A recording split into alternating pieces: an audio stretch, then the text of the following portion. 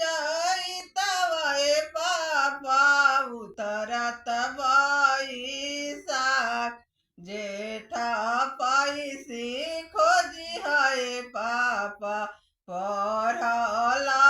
दामाद बन पैसी कटी है पापा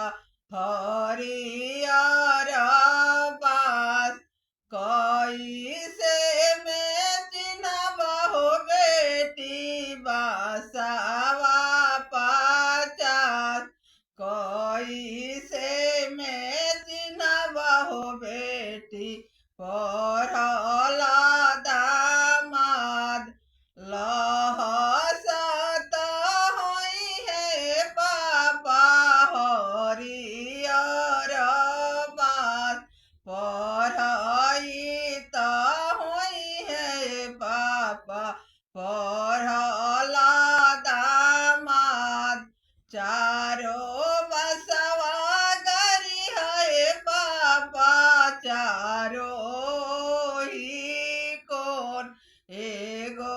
बसवा गरी है पापा बेदिया के बीच ओरियानी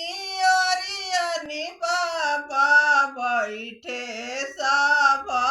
लोग दोनों रे समधियाए पापा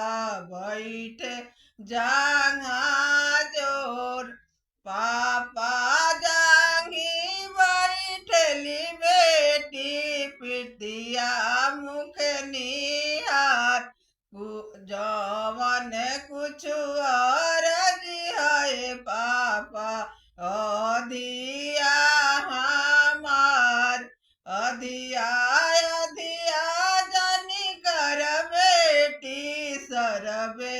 धन तोहार चीटुकी से दुरावा हो बेटी